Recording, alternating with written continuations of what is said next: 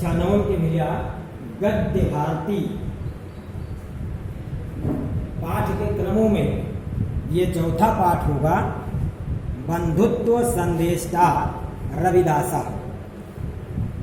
बंधुत्व के संदेश देने वाले रविदास, जिनको संत की उपाधि उनके कृत्यों के आधार पर समाज ने, तत्कालीन समाज ने प्रदान किया था। इस पाठ में उनके जीवनी का हम अध्ययन करेंगे। परमोपासकस्य रामानंदस्य द्वादश शिष्याः आसन्न इति भण्यते।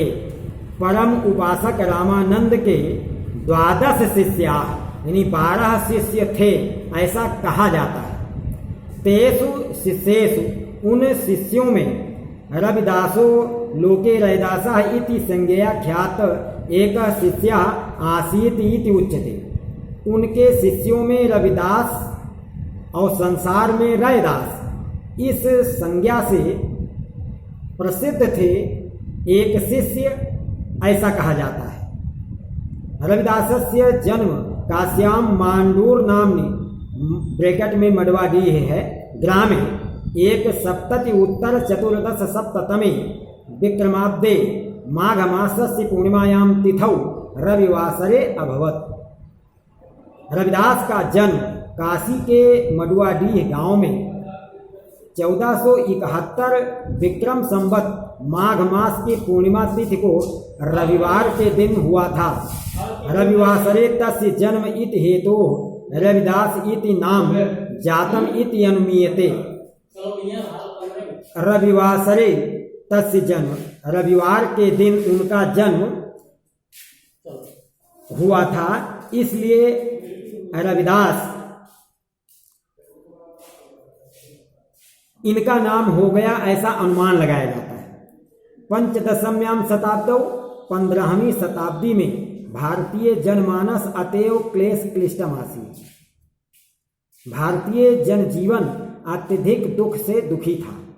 यवन शासकैराक्रांतो देशो मिथः कलहायमाना भारतीयाः राजानः दुख दैन्यग्रस्ताः सर्वथोपेक्षिताः भारतीय जनाः विविध धर्मानुयायीषु प्रवृत्तो विद्वेष जाति वर्णेषु विभक्तो भारतीय समाज इति देश दशां दर्शम दूयमान हृदया तदानीन्तनाः महात्मानः सन्तश्चेश्वर एव शरणमिति मन्यमाना ईश्वरं प्रति समर्पिताः सन्तः परमात्मनो व्यापकत्वं तस्य सर्वशक्तित्वं च बोधयन्ति स्म।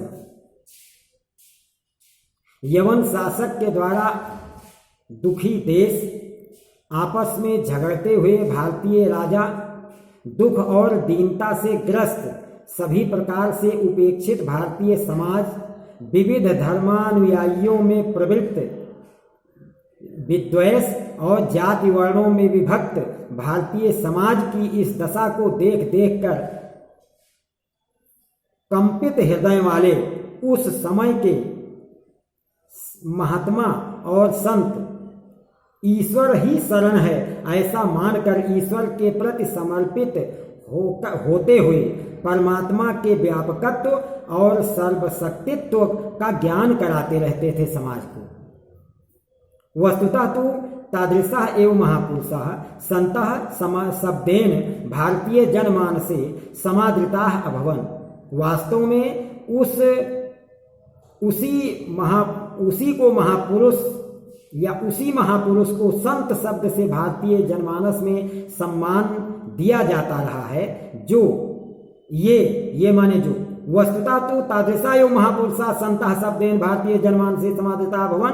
वास्तव में वैसे ही महापुरुष संत शब्द से भारतीय जनमानस में सम्मानित हुए, जो पर दुख कातरा दूसरे के दुख से दुखी रहते थे, पर हित रता अपने हित में लगे रहते थे, दुखी जन सेवा परायणा दुखी लोगों के सेवा में परायण होते थे, दुखी लोगों के सेवा में निरंतर विचार करते थे और दुखी लोगों के सेवा करते रहते थे, ऐसे दलित और शोषित के प्रति सदैव अर्थात दयायुक्त और अपने सुख की गणना न करते हुए स्वसुखम अभिगणयन्तः यदृच्छा लाभ संतुष्टाः आसन, और अपने सुख की गणना न करते हुए, अपने सुख की चिंता न करते हुए जो मिल जाए उसी में संतुष्ट रहा करते थे, वो संत कहलाते थे। सत्पुरुषो महात्मा रविदासा स्वकर्मणि निरतः सन् परमात्मनो महात्म्यम उपवर्णयन् दुखितान् जनान् प्रति सदैव हृदय कर्मणः प्रतिष्ठां लोके स्थापयत्। सत्पुरुष महात्मा रविदास अपने कर्म में निरत अर्थात अपने कर्म में लग करके ही परमात्मा के महात्म का वर्णन करते हुए दुखी लोगों के प्रति सदैव हृदय रहते हुए कर्म के प्रति प्रतिष्ठा को संसार में स्थापित किया, यानी कर्म की प्रतिष्ठा संसार में स्थापित किया। सत्पुरुष महात्मा रविदास अपने कर्म में लगे रहते हुए, निरत रहते हुए, परमात्मा के महात्म का वर्णन करते हुए दुखी लोगों के प्रति सदैव हृदय रखते हुए कर्म के प्रति प्रतिष्ठा संसार में स्थापित की। धर्म से बाह्य आचारा एवं परस्पर से एवं हेतु इति सा विश्वसत यस्म। धर्म के बाह्य आचरण परस्पर वैर का कारण बनता है, ऐसा उनका विश्वास था। धर्म का बाह्य आचरण यानी आडंबर, दिखावा, यह ही आपसी धर्म के आपसी वैर भाव का मूल कारण बनता है।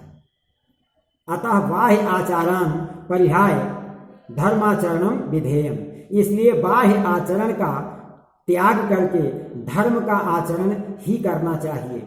गंगा स्नानात् शरीर शुद्धिरपेक्षया मनसः शुद्धिर आवश्यकी तेनोक्तम।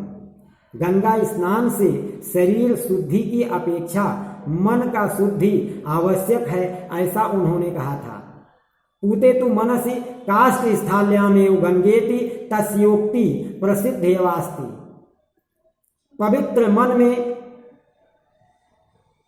कठौती में गंगा, यह उनकी उक्ति अर्थात ये उनका कथन प्रसिद्ध है, यानी मन चंगा तो कठौती में गंगा, ऐसा कहावत उनकी प्रसिद्ध समाज में मिलती है। आज भी जनमानस जनश्रुतियों से मिलता है कि मन चंगा तो कठौती में गंगा। पूते तु मनसि काष्ठ स्थाल्यामेव गंगेति, ये उसका ट्रांसलेट संस्कृत में है। पूते तु मनसि यानी पवित्र मन के होते हुए, काष्ठ स्थाल्या, काष्ठ माने लकड़ी, स्थाल्या माने थाली, तो लकड़ी की थाली, तो लकड़ी की थाली को क्या कहेंगे? कठौती, कठौता। छोटी हो तो कठौती और बड़ा हो तो कठौता। तो पवित्र मन होने पर कठौती में गंगा, यह उनका कथन था। रविदासः कस्यांचिदपि पाठशालायां पठितुं न गतो अतः तस्य ज्ञानं पुस्तकीयं न अस्ति। रविदास किसी भी पाठशाला में पढ़ने नहीं गए, इसलिए उनका ज्ञान पुस्तकीय नहीं था। जगतो नश्वरत्वं परमात्मनो अनश्वरत्वं व्यापकत्वं इति आदि दार्शनिकं ज्ञानं गुरोरनुकंपया तेन लब्धं प्रेरणयो तथा भूतस्य ज्ञानस्योपदेशो जनेभ्यस्तेन दत्तः। संसार का नश्वरत्व अर्थात संसार का नश्वर होना और परमात्मा का अनश्वर होना, यानी संसार नश्वर है, क्षरणशील है, नष्ट होने वाला है, और परमात्मा अनित्य है, यानी परमात्मा नित्य है, अनश्वर है। परमात्मा सर्वव्यापक है, परमात्मा सर्वकाल सर्वव्यापक, वो क्षणभंगुर नहीं है, जबकि संसार क्षणभंगुर है। और ईश्वर नित्य है, अनश्वर है, व्यापक है। यह आदि दार्शनिक ज्ञान गुरु की कृपा से उनके द्वारा उनके प्रेरणा से ही वैसा ही ज्ञान लोगों को दिया गया, अर्थात गुरु की कृपा से जैसा इन्होंने ज्ञान प्राप्त किया ठीक वैसा ही ज्ञान लोगों को उन्होंने प्रदान किया। अपने विचार से उन्होंने कुछ उसमें मिक्स करके नहीं दिया।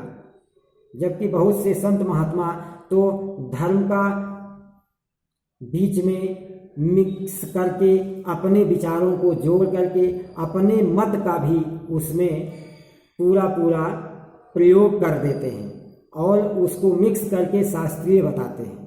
लेकिन इसमें जो विशेष टिप्पणी की जाए तो गुरोर अनुकंपया तेन लब्धम प्रेरणयो तथा भूतस्य ज्ञानोपदेशो जनेभ्यस्तेन दत्तः।